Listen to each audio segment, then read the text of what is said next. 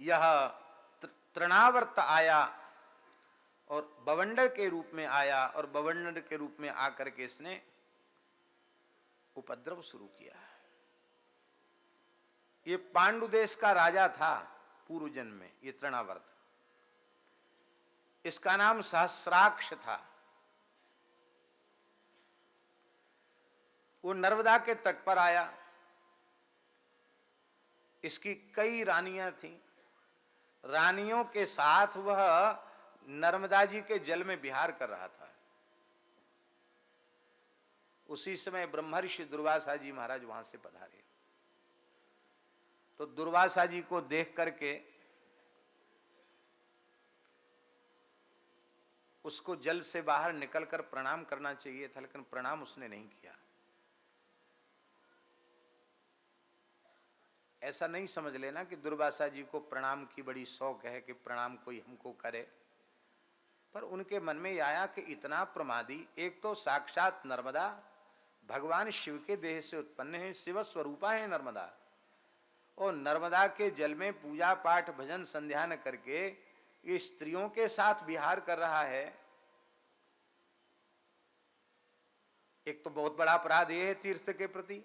फिर कोई ऋषि ब्राह्मण संत आ रहे हैं, उनका सम्मान भी नहीं।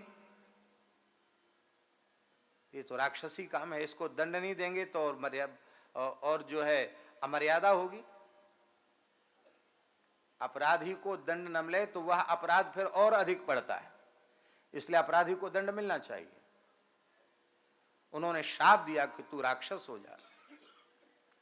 अब तो रोया गिड़गिड़ाया, बोले महाराज राक्षस हो जाऊंगा, आपने श्राप दे दिया। बोले तुम गलती तो तुमने की है, लेकिन चलो तुम रो रहे हो, अब तुम बवंडर के रूप में, तृणावर्त के रूप में रहोगे, और जब भगवान श्री कृष्ण का अवतार होगा उनके मंगलमय स्वरूप को लेकर तुम जब आकाश में उड़ोगे, भगवान का स्पर्श तुम्हें प्राप्त हो जाएगा।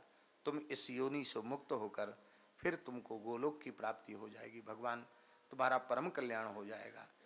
आज यह तृणावर्त आया, बालकृष्ण प्रभु को उठाकर आकाश में उड़ गया। गर्ग संहिता में तो लिखा है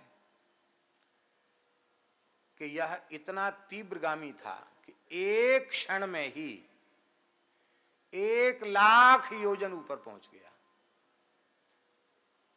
कितना ऊपर? गर्ग संहिता में लिखा है 1,00,000 योजन ऊपर।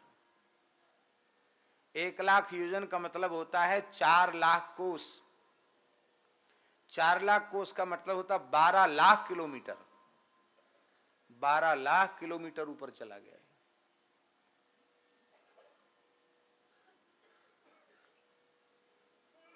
कितनी तेजी से गया होगा हम तो अंदाजा भी नहीं लगा सकते। एक क्षण,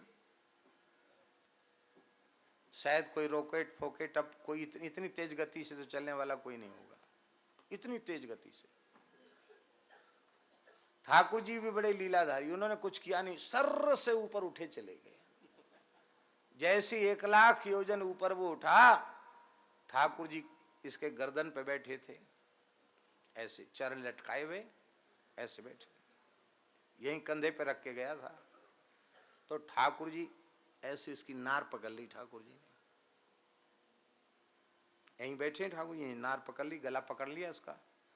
पूतना की तो छाती पकड़ ली, जब तक कल्याण नहीं हुआ तब तक छोड़ा नहीं, इसका गला पकड़ लिया। और इतना भार भगवान ने बढ़ाया, इतना भार बढ़ाया, और भार बढ़ाने के साथ भगवान ने संकल्प किया कि ये जितनी तेजी से ऊपर आया है इतनी ही तेजी से नीचे जाए। ओ नीचे गया। इधर यशोदा जी तो बेहोश हो गई थी, क्योंकि बवंडर आया और बालकृष्ण को लेकर उड़ गया, उठ गया आकाश में। श्री कृष्ण के बिना यहां क्या है, सब बहुत व्याकुल हैं। यशोदा जी तो बेहोश हैं। भगवान ने तृणावर्त का गर्दन कंठ दबाया और इसका श्वास प्रश्वास रुक गया, उसके प्राण निकल गए, आंख उलट गई, जीभ बाहर निकल आई, प्राण निकल गए। और जैसे कोई नील वर्ण की बिजली किसी काली भयंकर काली घटा पर चमक रही हो, ऐसे ही बालकृष्ण की शोभा उसकी ग्रीवा पर हुई, उसको पटक दिया नीचे, तृणावर्त शिला पर उसको पटका, उसका उद्धार हुआ।